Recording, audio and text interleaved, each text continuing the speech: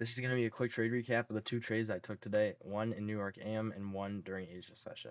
So let's just start. There's not really much high time frame for this first one, but you can see in the 1 hour we are in this buy model, and we have London and Asia highs above to draw a 30-minute on the 15-minute though.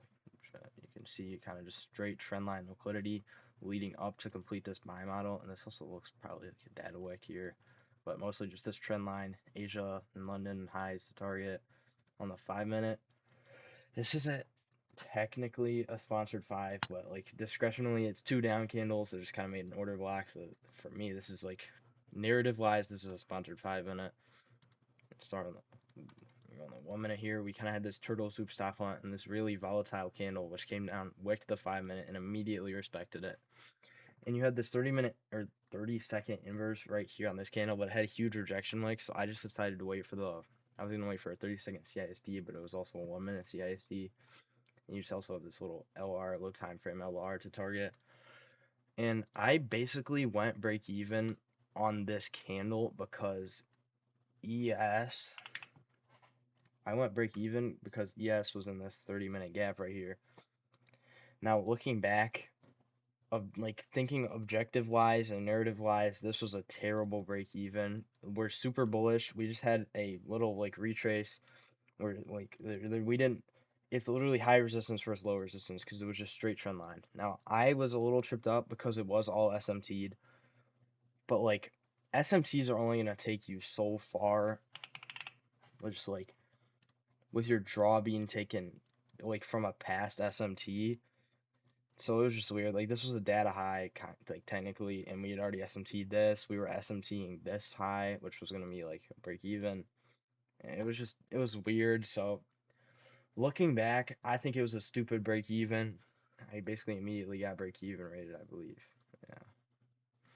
So and it just like it was kind of slow, but it did just flush all the way up to like Asia high. It was an unfortunate break even. Looking back, I probably shouldn't have done it. I get railed like break even to win more often than break even to loss, I feel like. So I think I'm going forward gonna stop going break even as much. Like unless it's a high time frame gap on NQ leading pair. But that was my first trade. Now let's go to my Asia trade. Which actually really recently. Okay. So replay.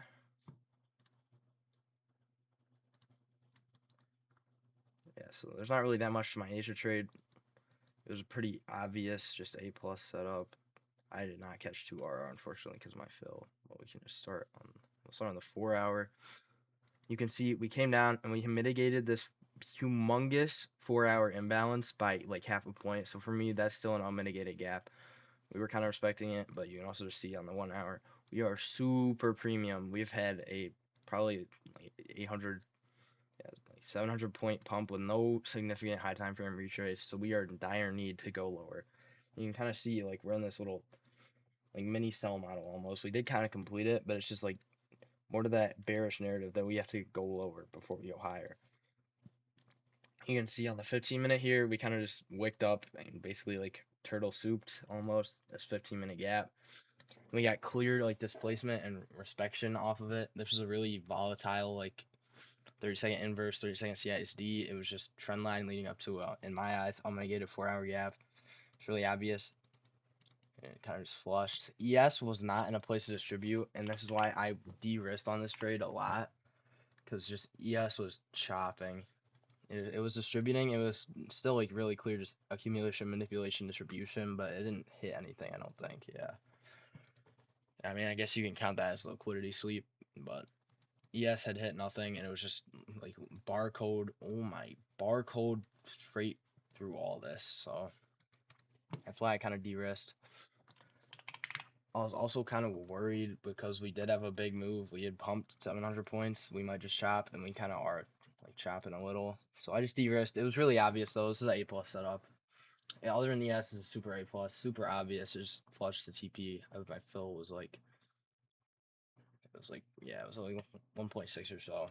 But I still bang take profit on this. So yeah, that's a quick recap of the two trades I took today that were both A plus setups.